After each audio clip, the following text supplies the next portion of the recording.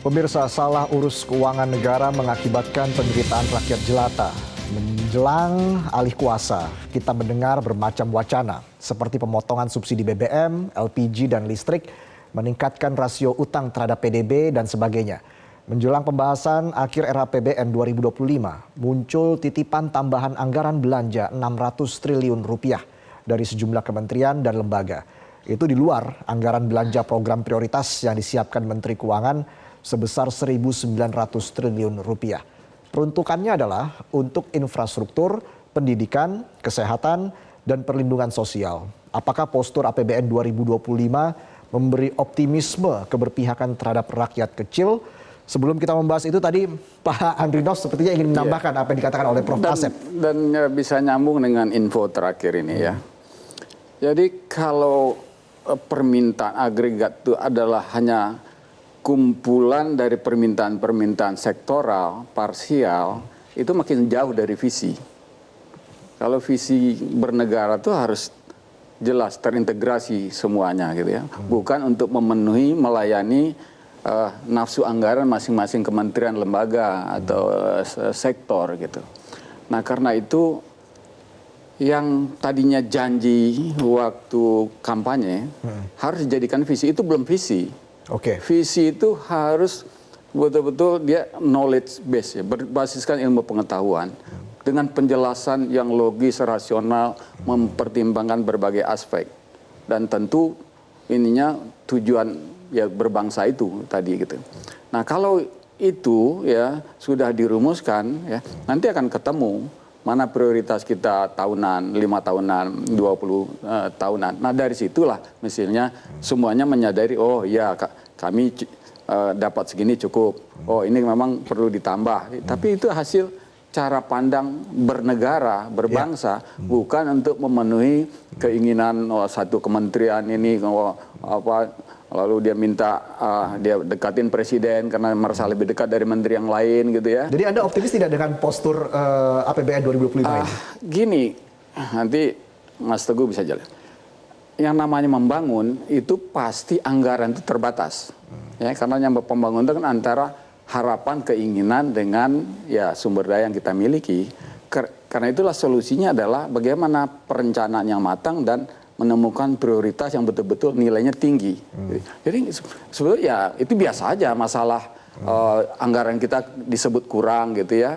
Nah tapi nanti kan dilihat lagi mana yang lebih masih potensial untuk mendatangkan anggaran. Sumber anggaran kita bukan hanya pajak, walaupun mayoritas dari pajak, tetapi mengambil dari hasil sumber daya alam apakah sudah dilakukan secara optimal yang untuk kepentingan negara.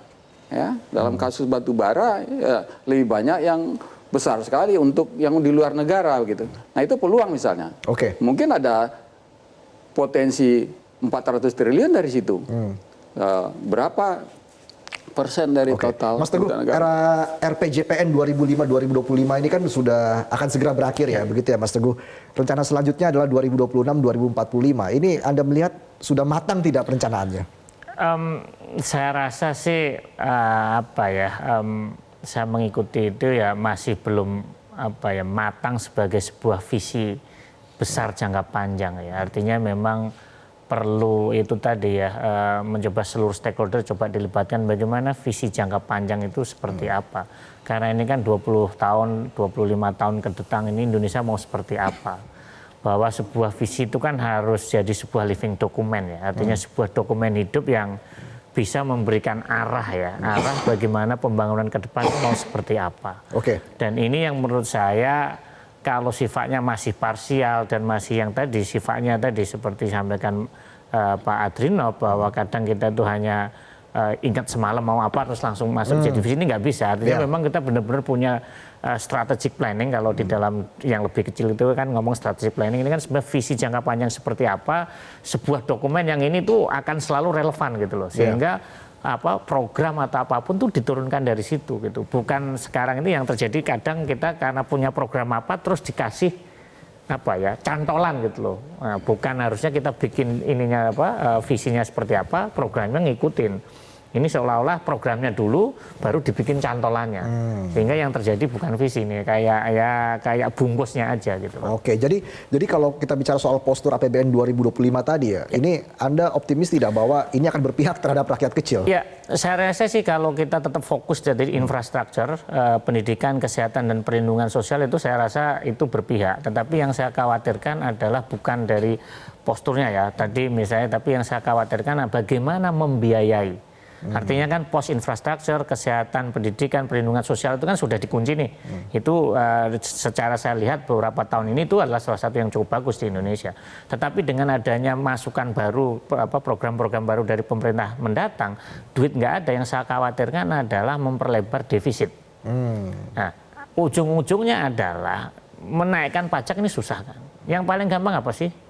Utang kan. Ini yang saya khawatirkan kalau kita utang, walaupun yang selalu dipakai selama ini adalah rasio utang kita masih rendah, masih mendekati 40%. Jepang aja 263% dari PDB. Tapi isunya utang bukan itu. Isu utang adalah bagaimana kita bisa membayar tahunannya bunganya seperti apa. Jepang itu hanya butuh, walaupun utangnya 260% dari PDB, setiap tahun itu dia hanya mengeluarkan 4,9% dari penerimaan negara.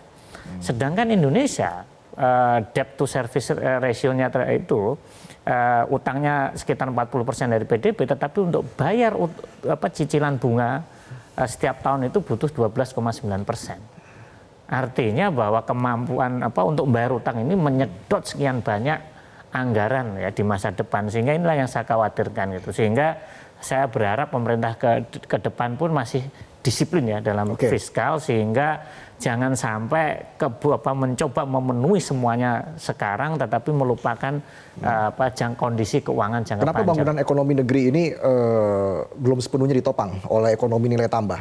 Kalau kita lihat kan masih lebih mengandalkan jual beli komoditas seperti itu ya. Iya, karena ini itu kan sebenarnya yang paling cepat ya. Karena memang ekstraktif itu yang paling mudah, paling murah, dan paling cepat itu, walaupun merusak ya. Nah, yang perlu dibangun adalah bagaimana, ya saya setuju dengan adanya program hilirisasi yang ada sekarang ini, tetapi hilirisasinya nggak hanya di sektor tambang. Karena sektor tambang itu yang banyak menikmati adalah tenaga terdidik dan juga pemodal kan. Bagaimana hilirisasi ini di sektor pertanian, industri manufaktur itu yang harus diperkuat, karena di sektor-sektor itulah tenaga kerja yang banyak menyerap tenaga kerja. Oke. Sehingga nilai tambahnya banyak dirasakan oleh tenaga kerja. Oke, jadi kalau menurut Prof. Asep ini apa yang harus diprioritaskan dalam pembangunan jangka panjang? Tadi disampaikan terkait dengan keterbatasan anggaran. Ya. Dan keterbatasan anggaran yang tadi disebut ada ego sektoral departemen kemudian mengajukan. Bagi saya ingin menyoroti aspek seberapa efektif dan produktif dari penggunaan anggaran itu.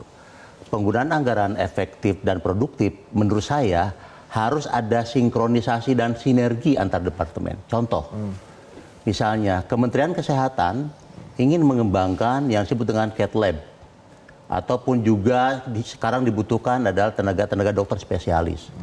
Tapi di dalam konteks Cat Lab itu kan juga berhubungan dengan Departemen Perindustrian, Kementerian Keuangan. Ya. Pertanyaannya, itu ada sinergi baik atau tidak? Sehingga tidak ada suatu saling atau tumpang tindih. Sehingga misalnya kalau impor bebas pajak, tapi kalau dia membuat katanya terbebani oleh pajak. Artinya tidak ada kekuatan ataupun juga ruang ekosistem untuk penguatan ini. Ini yang terjadi kelemahan kita, dan banyak di departemen dalam konteks penggunaan keuangan. Kalau saya lihat dalam konteks anggaran lebih digunakan kepada teknikal, seremonial, bukan kepada output. Contoh misalnya terkait juga dengan workshop. Ya. Kemudian naskah akademik, kemudian perjalanan dinas, itu relatif sebenarnya bisa dilakukan di daerah, di suatu tempat. Artinya bisa kita melakukan efisiensi. Ya. Nah, seberapa produktif? Nah, ini tidak ada evaluasi tidak. Karena apa? Rutin tahun yang lalu mendapatkan anggaran segini, sehingga tahun ini segini. Tidak dilihat seberapa produktif departemen itu sendiri. Apakah perindustrian, kehutanan, Kementerian Kesehatan, dan sebagainya. Dan yang lebih penting menurut saya, untuk kita meningkatkan daya saing, harus perlu sinergi dengan dunia pendidikan tinggi. Oke. Ini tidak ada untuk riset misalnya. Sehingga anggaran-anggaran ini kalau kita analogikan dengan kelompok masyarakat miskin di Indonesia, hanya cukup untuk makan sehari, 2 hari, 3 kali. Tapi bagaimana untuk pendidikannya ya? Kalau kita menganalogikan Indonesia seperti itu, ya tidak hanya sampai SMP Indonesia itu, tidak sampai ke perguruan tinggi. Oke. Nah itu kalau kita Jadi analogikan. masih harus ada kolaborasi dengan dunia pendidikan, ini menjadi salah satu prioritas juga Ya ya. tentu, karena ini tidak mungkin. Buat apa lembaga pendidikan yang sudah disampaikan oleh Presiden Prabowo misalnya untuk yang kemarin dalam konteks kampanye itu untuk penguatan guru, mungkin dan juga bagaimana kualitas riset dan juga kesehatan. Ini menjadi poin penting dan ini harusnya ada sinergi antar departemen. Bukan semata-mata departemen kesehatan butuh anggaran misalnya segini, tapi mengabaikan departemen yang lain atau departemen yang lain yang tadi disampaikan oleh Prof. Andri Candiago terkait dengan kalau itu terjadi, kita seolah-olah menganggap anggaran ini tidak dalam satu tubuh. Kaki mana, tangan di mana, muka di mana, seolah terpisah, sehingga kita tidak akan bisa lari.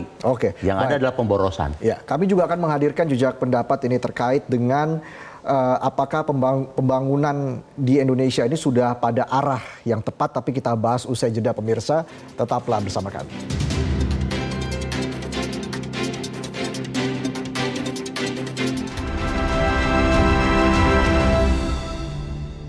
Jelajahi cara baru mendapatkan informasi. Download Metro TV Extend sekarang.